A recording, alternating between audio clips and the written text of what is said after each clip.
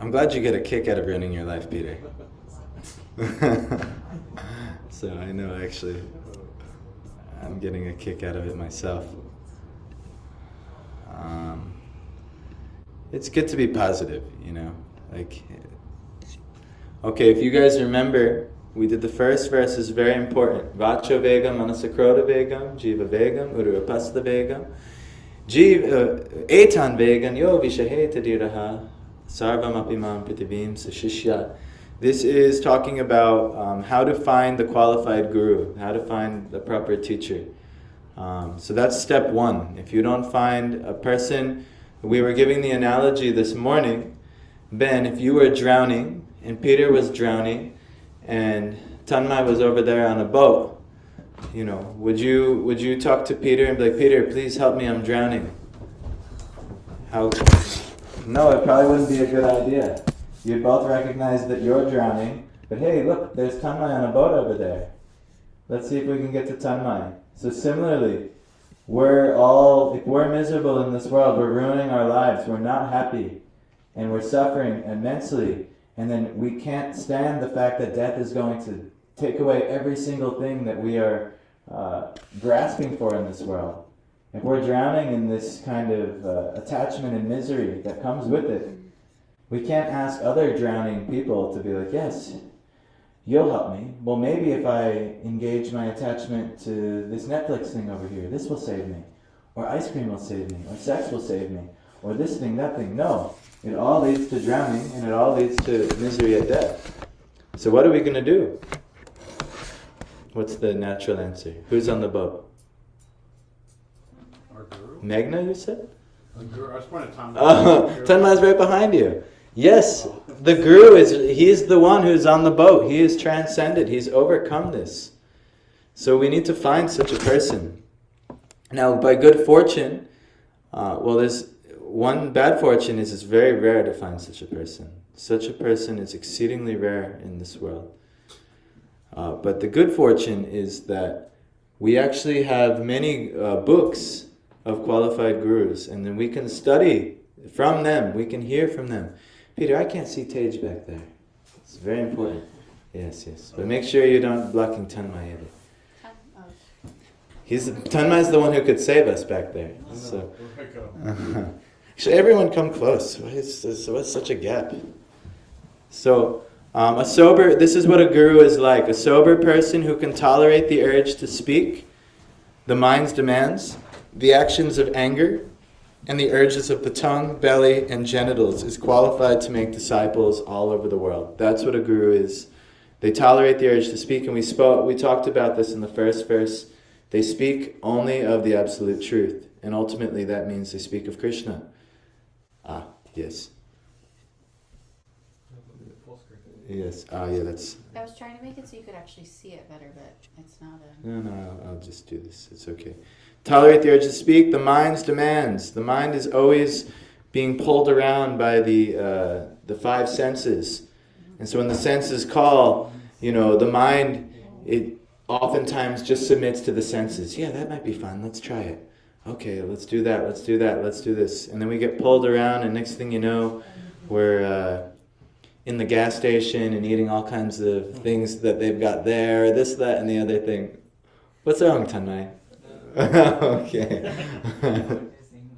And so anything, you never know when the mind is always just tricking us. The actions of anger.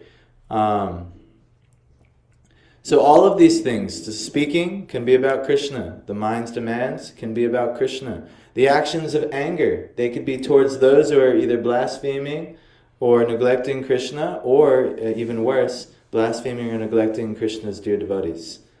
So this is good to be angry about, actually. And they control the urges of the tongue, belly, and genitals. The tongue, they eat only prasadam. And they eat, not enough, but not like crazy amounts. The belly, it's not, life isn't about filling, they're eating to live, not living to eat. Sometimes we can live to eat.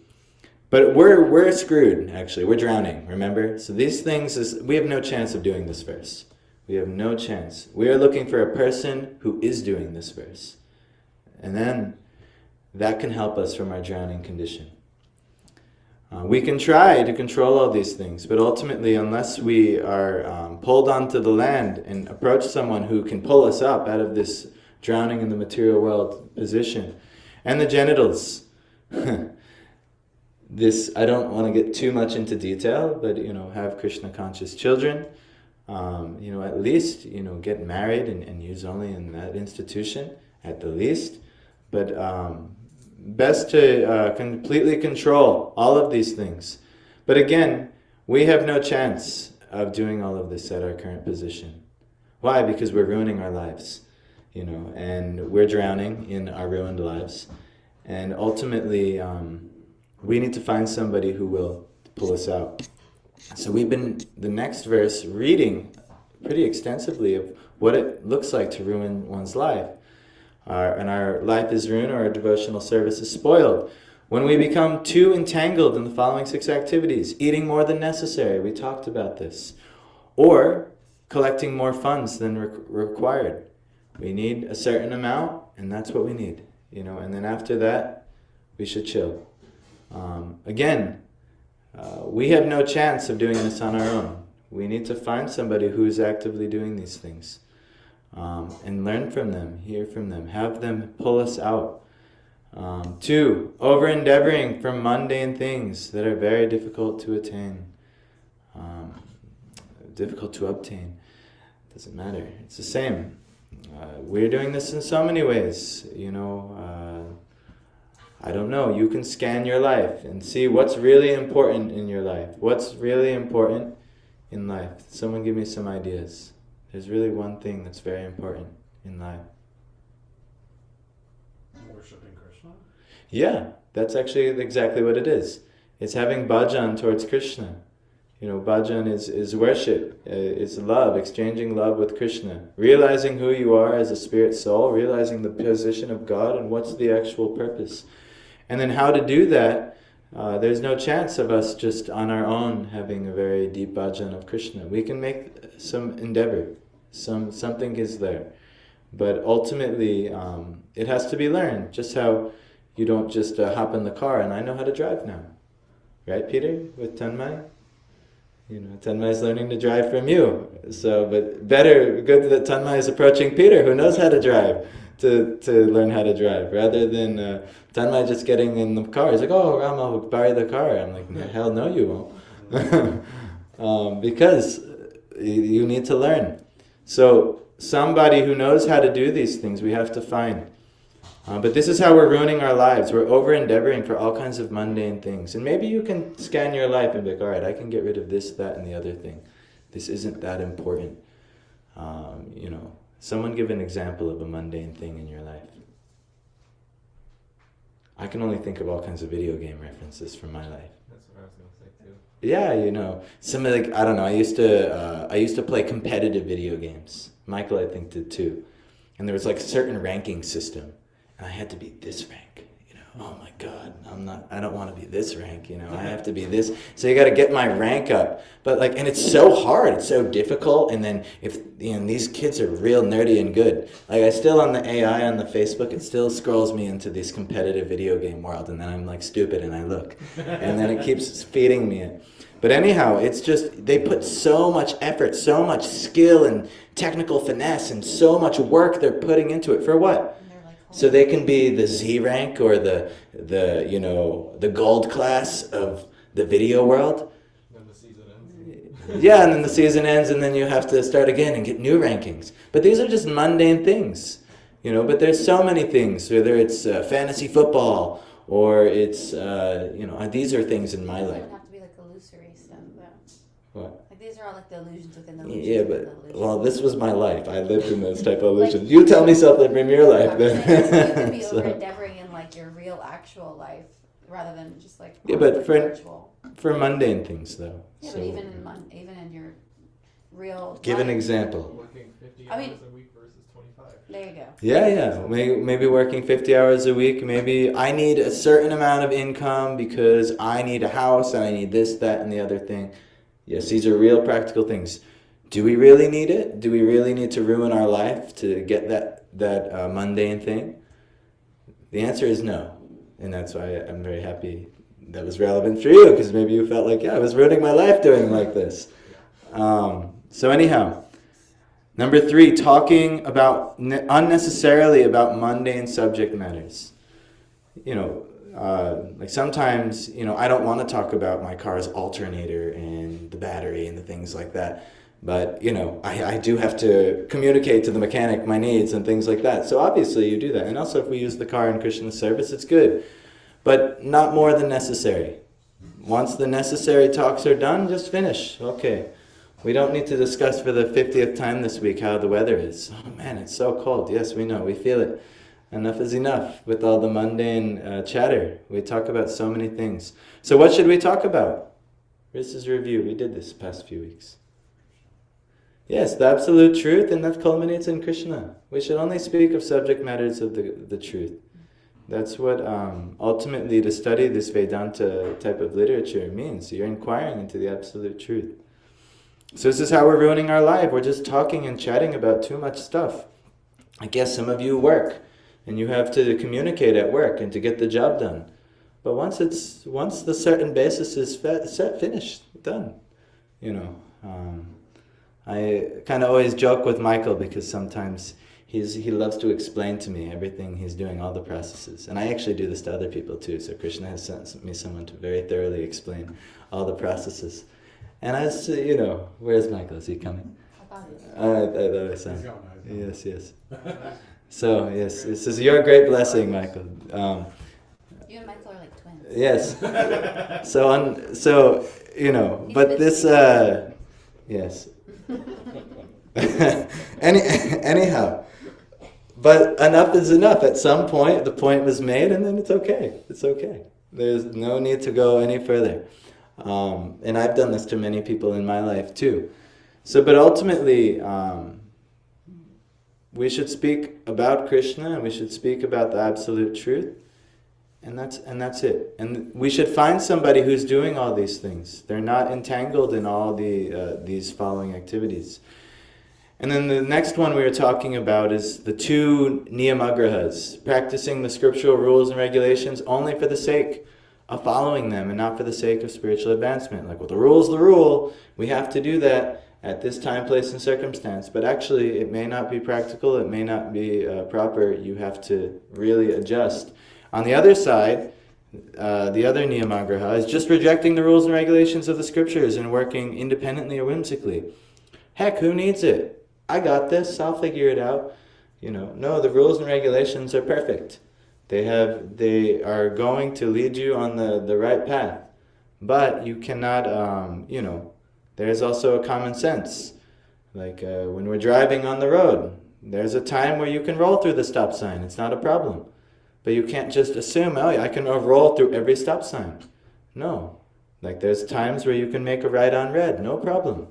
But then there's plenty of times you can't make a right on red, and you better just stop and chill.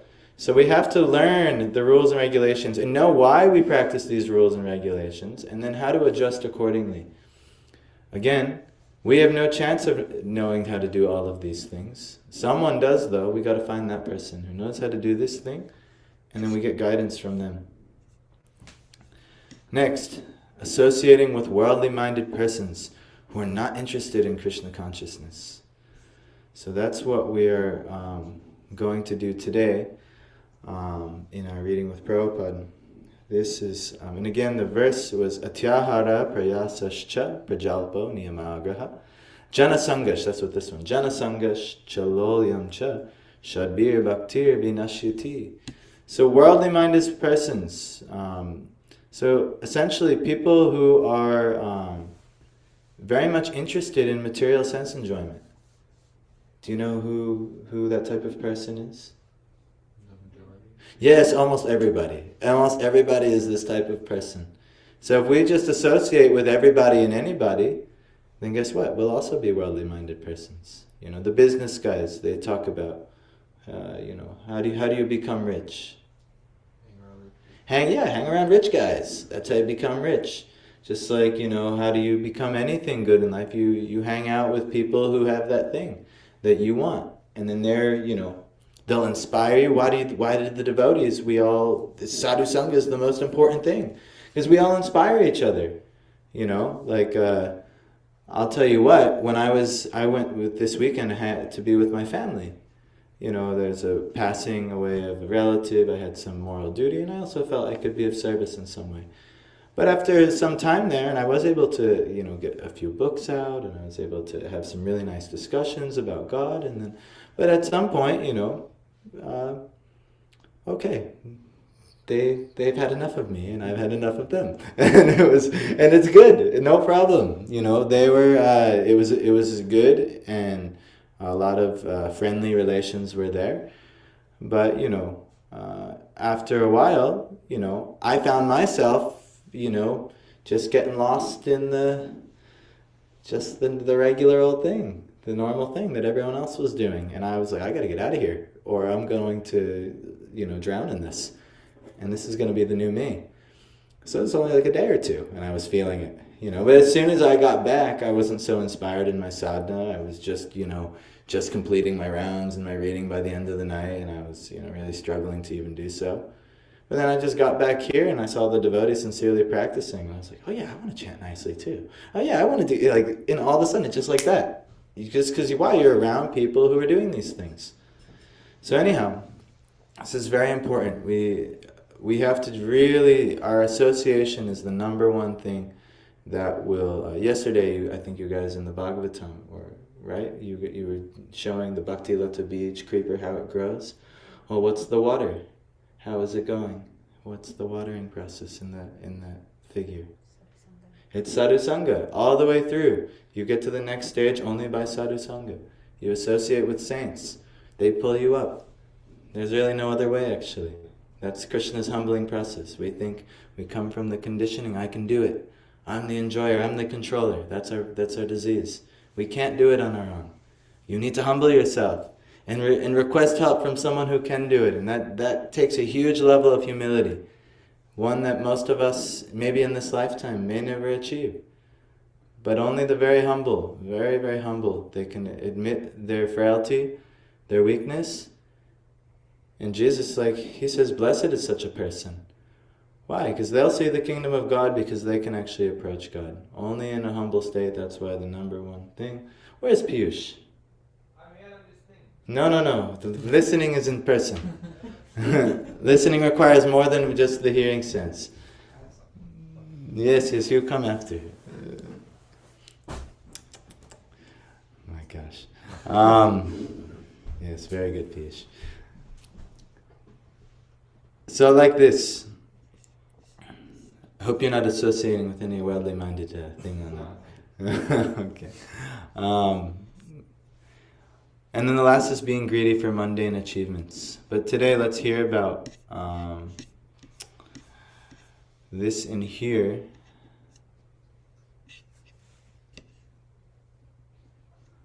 Okay, we read a good amount. Yes, all of these are very long purports. There's only 11 verses in the total book. Okay, yes. So accepting some of the scriptural rules and regulations for immediate benefit. Oh man, it's very difficult for anyone to read. You know, I'll try to do like this, and then we'll just scroll over. Mm-hmm. If you make the tab so it's half of your screen, and then we did it during Bhagavatam. If you make the tab, how would I do that? That's what we had before, and then you opened it. That's what I tried to. make it so it's not full screen anymore. I'm not good with Macs though. That's the thing. Not sure, but I think I just had to you should manually do it before my phone. wait. Here you I'll just manually do it. It's wasting too much time. Sorry. I meant like I manually made it smaller. Yes, it's okay. We'll do this together. Okay.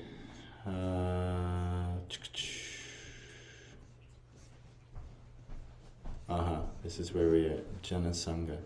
So we'll review Prajalpa. Remember we talked about the croaking toads, how they're inviting death. The toads, they croak and croak and croak, and then a snake comes, and that's how they find the toad. So similarly, we talk about mundane things, and eventually death will come and find us, and we'll have wasted the entire life just yapping and talking and associating in what's the proper word? looking for like mundanity or something. So like that. So now we're at Janasanga. Janasanga refers to associating with persons not interested in Krishna consciousness. One should strictly avoid such association. Srila Narottam Das Thakur has therefore advised us to live only in the association of Krishna conscious devotees. When are you guys moving in? No problem. Bhakta Sanivasa. One should always engage in the service of the Lord in the association of the Lord's devotees. Association with those engaged in a similar line of business is very conducive to advancement in that business. We talked about this. Consequently, materialistic persons form various associations and clubs to enhance their endeavors. For example, in the business world, we find such institutions as the stock exchange and chamber of commerce. And you see these, like even in the college, they have the different sororities and fraternities. And I remember I got invited to some business fraternity or something when I was in college because I was in the business school and things like that. So yeah, birds of a feather, they'll flock together and they'll inspire each other to move forward. But we've already deduced these mundane or materialistic engagements, they only lead to death and misery. So what kind of birds do we have to be in? What kind of flock do we have to be in? Swans. Yes, the ideal is to be a swan. Krishna conscious flock. Yes, and we'd be in a Krishna conscious flock. A flock filled with sadhus or sadhu sangha. A flock filled with those who are seers of the truth. That's what sadhu is. One who sees the truth. And we can't just become a sadhu. We have to find sadhus and we have to let their sadhuness rub off on us. This is the process. So again, we have no chance. You can read all these things and yes, I'll control every sense. Yes, I'll avoid this, and this. You'll never do it alone. It's impossible. You have to find those who have already received that mercy from and learn from those who have already done this themselves. And ultimately, that's what the beauty of parampara. It's coming from Krishna. Krishna is the one who can do this and free all souls. And he empowers certain living entities to do the work. These are the saints. These are the sages. These are the prophets. It's not just you become one of these. Even Jesus, he was 12 years old. And this is where he disappeared from the Bible. He went and he was having philosophical religious discussions in the temple with all the learned priests of the time. And they were marveled at his advancement. But then he disappeared for 18 years. I was telling this to a lot of my relatives who are super Christian. But he would there's many claims from Muslim poets, from records found in Tibet, in India, that there was a saint named Isa who arrived from the West at 14 and he traveled all over, did all kinds of things. Anyway, I don't need to preach this thing to you. It's interesting subject matter. But even he was studying with the great masters. He's an avatar. He's coming from above. Krishna himself. Him and Balaram, they studied from a guru. They didn't need to. Chaitanya Mahaprabhu, they studied from gurus and always showed honor to their the social position of those who are superior to them in position. So we have to also, if they did it, what chance do we have to not do it? Right? So this is something that must be taken seriously. So anyway, similarly, they form all their fraternities. Similarly, we have established the International Society for Krishna Consciousness to give people an opportunity to associate with those who have not forgotten Krishna. This spiritual association offered by our ISKCON movement is increasing day by day. Many people from different parts of the world are joining the society to awaken their dormant Krishna consciousness. Prabhupada's guru, Srila Bhaktisiddhanta Saraswati Thakur, writes in his Anuvriti commentary that too much endeavor to acquire knowledge on the part of mental speculators or dry philosophers falls within the category of atyahara, or collecting more than needed. You can do this with knowledge as well. That's a very interesting point. You wouldn't think that's, I got to read all kinds of books about this. I got to learn the Kama Sutra. I have to learn all these Ayurvedic texts. I have to learn this, that, and the other thing, and what's left? You know, no time for the actual true subject matter. So even with knowledge, how are we spending our time? What are we collecting? If anything, collect knowledge of Krishna. We spend so much time, studying. I'll pick on Parth, he's not here, he's in Sweden, but if we spend all of our time... Yes. It just came to my mind. But if we only spend, I would tell him, I'll tell him when he comes back. But if we only spend our time only on our studying our work or our profession, then what is left? Then we could waste the whole life that way. Now, luckily with Parth, he's studying actively. I think he has little study groups in the community. Meghna, is this true? Is Parth having study groups of Krishna conscious books? Yes, Meghna's in the group. So this is good. This is actually proper way to study. And even as busy as the man is, he's still finding time. This is proper. So you must find time to study Krishna conscious knowledge, lest you'll be collecting more than needed. According to Srimad Bhagavatam, the endeavor of philosophical speculators to write volumes of books on dry philosophy devoid of Krishna consciousness is entirely futile. It's useless. The work of karmis, or fruitive workers, they're working because I want the fruits of this material world. That's what a karmi. Actually, if you evaluate your life, you're like, oh crap, I'm a karmi. Because most of us, we're doing this. Yes, I'm working for fruits. And this is what I want out of the material world. So they write volumes of books on economic development, think and grow rich, right? Atomic habits. These are like some of the popular ones, right? And then we'll acquire knowledge about this. What do you think, Piyush? Those books? They're popular in the gang? Rich Dad Poor Dad. What's that? Rich Dad Poor Dad. What's it called? Rich Dad Poor Dad. So I've never even heard that one. But this... So, yes, I believe you. But this is the it's going to be futile though. You can get rich, no problem, and then just lose it'll be just that much more painful when you lose every little bit of it as the life progresses. So anyway, it also falls in the category of atyahara. Similarly, those who have no desire for Krishna consciousness and who are simply interested in possessing more and more material things, either in the shape of scientific knowledge or monetary gain, are all included under the control of atyahara. Karmis. What's a karmi? Yeah. What's that?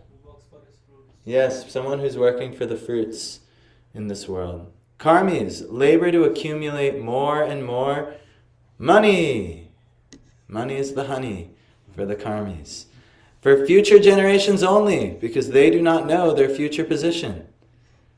Even I talk to some people, even like my dad's friends and their generation, they're like, I'm just working, it's just my kids can have a good future, and it's things like that. But where's your future? Where is your future right now? But they're not thinking, they're forgetting that, death is coming. I was just with all my relatives, and it was sobering to see, because at a funeral, everyone's very sober. It's not it's not such a fun environment, it's not such a wonderful... So, and I remember having one conversation with my uncle Nicky. He's it would suit him well. And Nicky Norker is a type of Italian guy, like a Godfather type figure. If you see those movies, things like that. And, but it was really humbling to hear him in such a humble kind of position, remarking at his own age and how, and it was nice actually, because everyone in my family for the most part has a really deep belief in Jesus. And it was nice to hear how kind of the passing of my uncle had inspired them all in one way or another to go deeper in their spiritual quest. But that's ultimately, why do we have to see death to remember that? This should always be the understanding that death is on the horizon. Not I'll do this first and I'll before death I'll figure it out. It's not so easy. You can't build Rome in a day. All right, well, I'll put it off until the last minute, and then I'll build Rome in the last second. No problem. No, you're not going to build it. It's difficult. It's a lot of work that needs to be done here. So start young if you have time. If you're young, if you have time, do it. Let's say you're a little older. Doesn't matter. Drop everything else and just do it. That's it. This is what we have to do. So interested only in getting more and more money for their sons and grandsons. Such foolish persons do not even know what their position is going to be in the next life. We don't realize we're building our next life. Do you not know? How do you think you got this life? Deeds and desires. Yes, you built it by your past karma. The family, everything that you got in this lifetime, that was earned. So what are you building for in the future? We have to ask ourselves, what am I building? What kind of life am I building? What kind of, we're so worried about, I'm about to have a kid. I can get so worried about his future. What about mine? How can I, if my future is drowning, how can I teach him any future other than drowning? Right?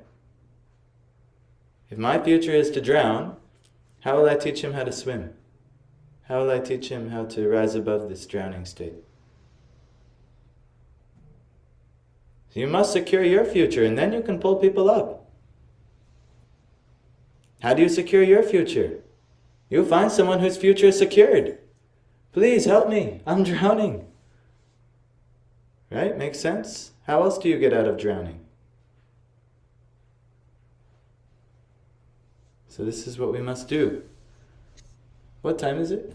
I can't see with the... 7:15. Wow, these programs go by quick now. So there are many incidents that illustrate this point. Once a great karmi accumulated a vast fortune for his sons and grandsons, but later, according to his karma, he took his birth in a cobbler's house located near the building which in his previous life he had constructed for his children. It so happened, this is a funny story, that when this very cobbler came to his former house, his former sons and grandsons beat him with shoes. Unless the karmis and jnanis become interested in Krishna consciousness, they will simply continue to waste their life in fruitless activities. Imagine, you spent your whole life building an estate for your children, and then due to your attachment to that thing, you come back there in the next life as a cobbler, and that was the karma that you earned, and then the very children that you raised and worked so hard they beat you. Just imagine. What a waste of time. I built this whole empire to get beat. That's crazy. Is it not? So this may be our future. Let's see if there's anything else here. Accepting some of the scriptural rules and regulations. This is nice. This is by Bhaktisiddhanta, this whole commentary here. Accepting some of the scriptural rules and regulations for immediate benefit, as utilitarians advocate, is called niyama agraha. And neglecting the rules and regulations of the Shastras, which are meant for spiritual development, is called niyama agraha. So the word agraha means eagerness to accept, and agraha means failure to accept. By the addition of either of these two words to the word niyama, rules and regulations, the word niyamagraha is formed. Thus, niyamagraha has a twofold meaning that is understood according to the particular combination of words. Those interested in Krishna consciousness should not be eager to accept rules and regulations for economic advancement. So this is important, A lot of times we want to practice bhakti because we want some type of salvation in our economic position. Where are my boys looking for jobs back there? Yes, this is what this very much can happen. Yet, they should very faithfully accept scriptural rules and regulations for the advancement of Krishna consciousness. That's what it's for. Not that Krishna relieves me of my material miseries and puts me in a better material situation. Because oftentimes that's why people come to religion. But this is karmi religion. So this is the niyamagraha. I won't break the rule because I have too much at stake here. I'm fasting for this reason, or I'm doing this for that reason. What is our reason? It should be to be advanced spiritually. It shouldn't be because I need a better economic situation.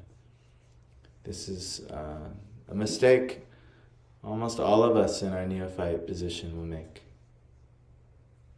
But again, we have no chance of being able to do all these things on our own. We're drowning in materialistic consciousness. We have to find somebody who has the spiritual consciousness to pull us out. So they should strictly follow the regulative principles by avoiding illicit sex, meat eating, gambling, and intoxication. This is Prabhupada's formula. These are based on the 4 pillars of Dharma in the Vedic wisdom scriptures. Cleanliness, to be clean. So to have illicit relations and illicit sex life, this is all unclean activities. Mercy, meat eating is the opposite of mercy. If you're merciful to other living entities, you of course would preserve their life. You wouldn't eat them just because you're a little hungry or you think they taste good. This is the opposite of mercy. Gambling. Gambling is a symptom of this is where people cheat and steal and do all kinds of things. The pillar of Dharma is honesty. We have to be honest, or we have to associate in an honest way. And last is intoxication. And that's austerity or discipline. We have to be disciplined. As soon as we let intoxication come to our life, there goes all discipline. You will slacken everything. Okay, where are we? One should also avoid association. Okay, we're almost done, but we may not make it. One should also avoid association with Mayavadis, who simply blaspheme Vaishnavas, who are the devotees, Bhukti Kamis, who are interested in material happiness. Mayavadis are those who think that I am God. I am God. You hear this. There's so many so-called gurus out there, like Sadhguru, Osho, and all of these I am God gurus. You just have to remember. What? I'm God, you just have to remember, kind of thing. Yes, I'm God. All that happened is we forgot our real nature. Yeah, we're all God, but especially me, I'm God. That's the Mayavadi type of philosophy. But they're right in a half sense because we're all parts and parcels of God. Everything is but God. But they're wrong in almost every sense because our position is very much experiencing our non-godness. That we are limited and conditioned by Maya. And if we were God, how could we ever be conditioned by Maya? Impossible for such a God. Or if you are such a God that is conditioned by Maya or illusion, you're not a very good God.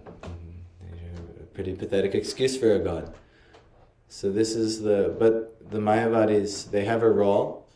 It's supposed to also be attractive for those who are against theism or against God's wishes. There's an attractive spiritual path for them, and they often go Mayavad. But and then they'll blaspheme the Vaishnavas, which is the ultimate sealing their fate. It's the number one thing we should not do. Bhukti Kamis, they're interested in material happiness. We know plenty of people interested in the finest material luxuries and things. Mukti Kamis, who desire liberation by merging in the existence of the formless absolute. They're looking for the pleasure of merging with God. They're not quite like the Mayavadis, but they are.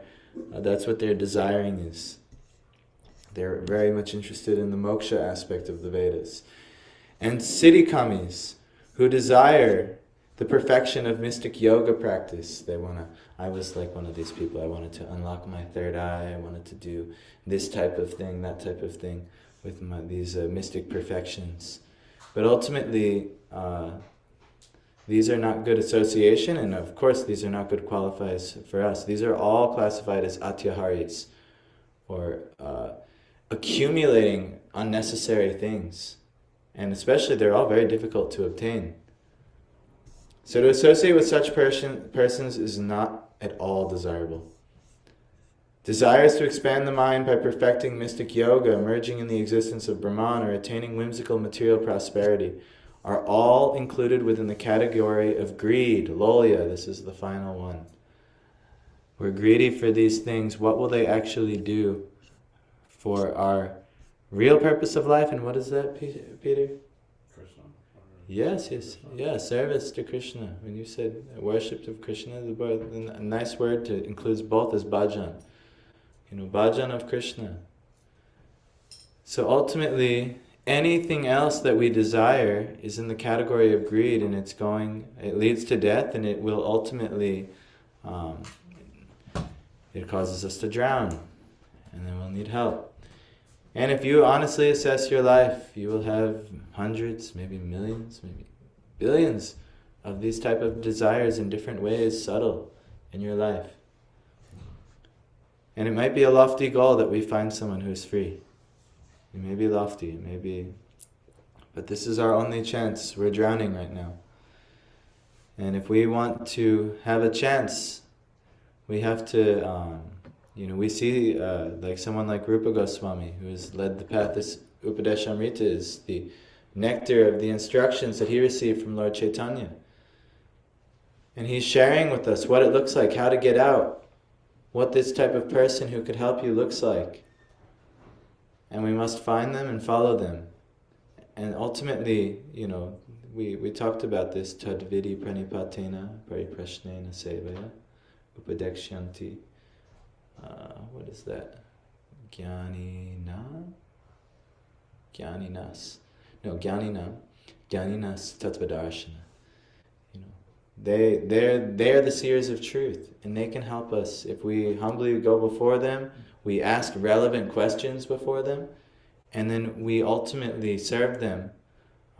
Once we realize their qualification, then this is how we can get their mercy. So all attempts to acquire such material benefits or so-called spiritual advancement are impediments on the path of Krishna consciousness. There's only 3 more paragraphs. Want to just go for it? Modern warfare waged between the capitalists and communists is due to their avoiding the advice of Srila Rupa Goswami regarding atyahara. Right now, is it still not going on? Who's the USA's biggest enemy? Russia and China, the communists. And we're capitalists, and this is democracy, and just see. It will still always go on like this. All atyaharis. Modern capitalists accumulate more wealth than necessary. I just saw today a stat that the 1%, they own more than the entire middle class. That's like never happened before. Wonderful. What atyahara that is. How can the 1% own more than the entire rest of the people? That's crazy. What atyahara? But anyhow, I'm not going to make some social movement to try and change it. The social movement is given by Lord Chaitanya. It's the Harinam Sankirtan movement. What are you two laughing at back there? What's wrong, Piyush? What's wrong, Tanmay? Okay. So, and the communists, envious of their prosperity, want to nationalize all wealth and property. That might be the rest of us. Yeah, that's not fair that they have all that. I hate that. Let's make it all equal. That's like the Bernie Sanders of the, of the crew. And on one side you got the billionaires, and the other side you've got the other side. But it's all nonsense. Unfortunately, the communists do not know how to solve the problem of wealth and its distribution. Consequently, when the wealth of the capitalists falls into the hands of the communists, no solution results. Opposed to these two philosophies, the Krishna conscious ideology states that all wealth belongs to Krishna. Thus, unless all wealth comes under the administration of Krishna, there can be no solution to the economic problem of mankind. You see this in examples in the Shastra, like after the Battle of Kurukshetra. Yudhishthira Maharaj, a great devotee of Krishna, he was given charge of the wealth of the world. And he was exemplary on how to spread that wealth and how to use that wealth for everyone's prosperity. No chance in Kali Yuga. Our only chance is the Sankirtan movement. You can't expect society to not degrade in Kali Yuga. It will just get worse and worse and worse. And anyone who's worldly and associates with it, your life will degrade more and more and more. But the devotees, this is a great boon for Kali Yuga. We're a part of Lord Chaitanya's Sankirtan movement, where our lives will become more and more prosperous in every way. Materially, spiritually, it doesn't matter. It's all connected to the Lord. We're just here to serve Krishna.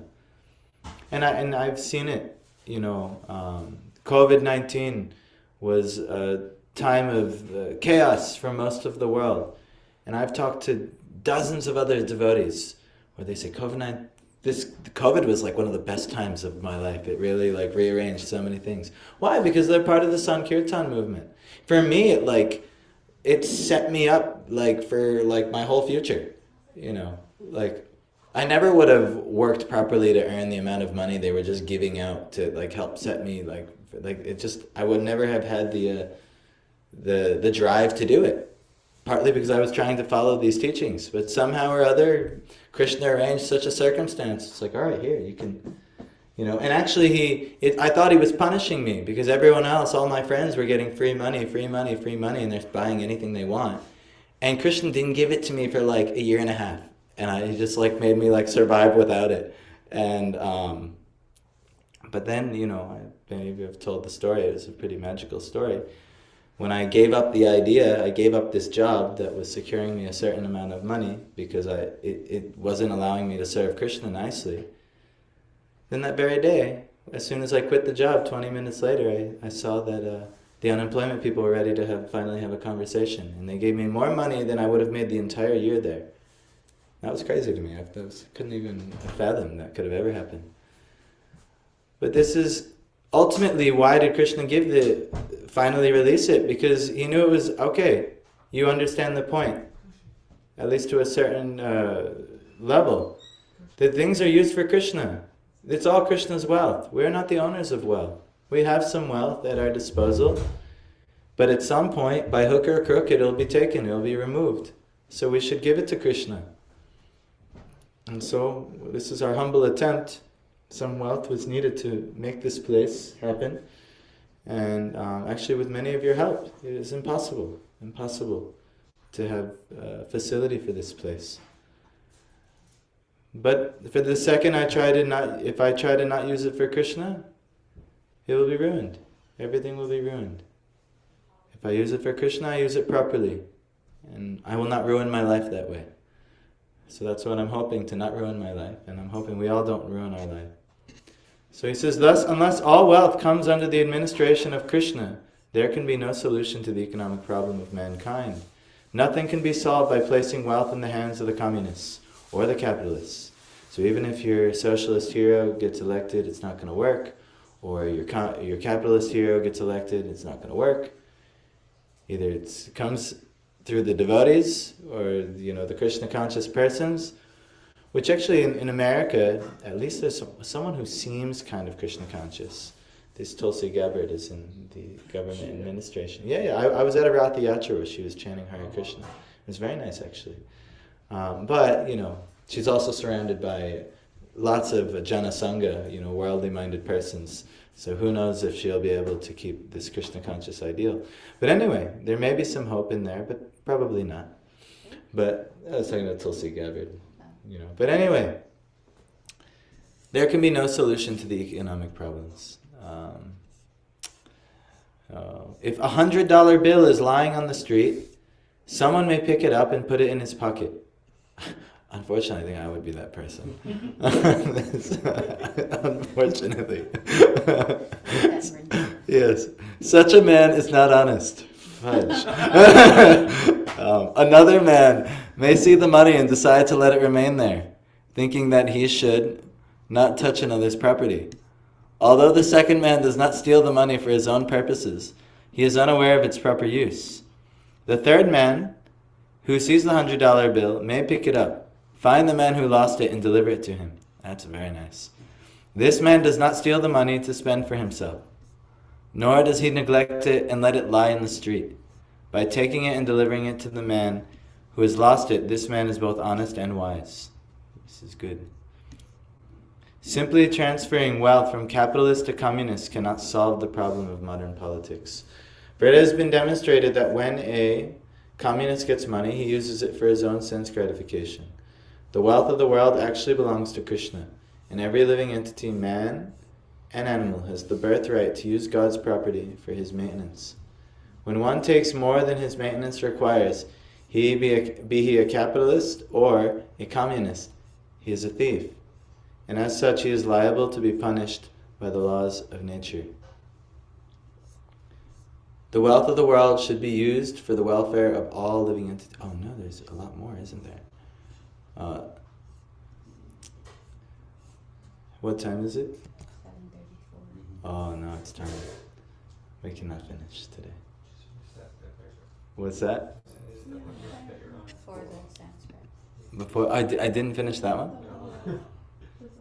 The wealth, right? The very... Oh, here's Yeah, the right sense. before the Okay. Sanskrit. The wealth of the world should be used for the welfare of all living entities, for that is the plan of Mother Nature. Everyone has the right to live by utilizing the wealth of the Lord.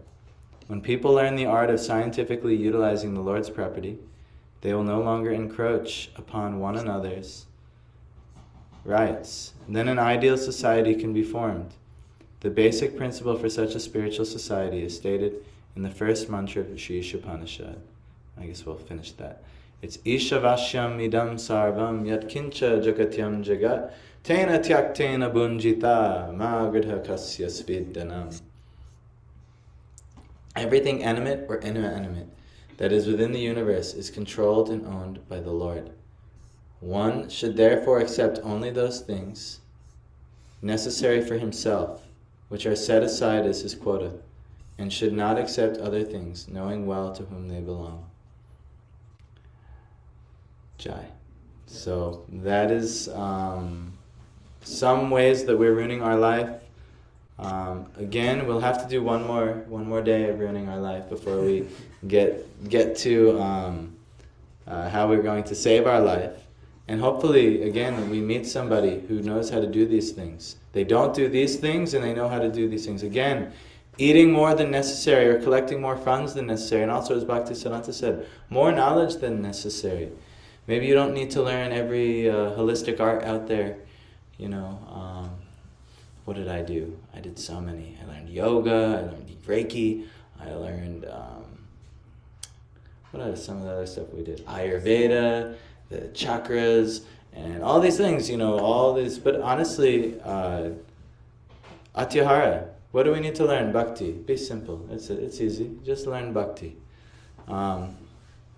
Over-endeavoring for mundane things, very difficult to obtain. All of the things that, you know, are more than necessary, they're very difficult, and you're spending so much time talking unnecessarily. All those things, you often have to talk about those things to acquire them, and so much planning, and, you know, talking about this, that. Talk of Krishna, bhakti. You know, collect more bhakti. Endeavor for bhakti. It's simple, but we're not simple.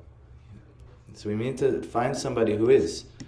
Practicing the scriptural rules and regulations only for the sake of following them and not for the sake of spiritual advancement.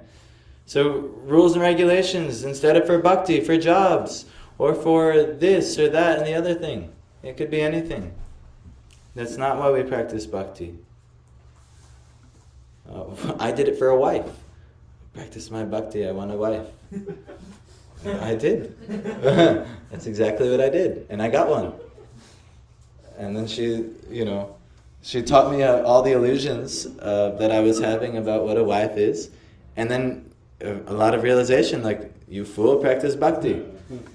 So like this. So now we're doing.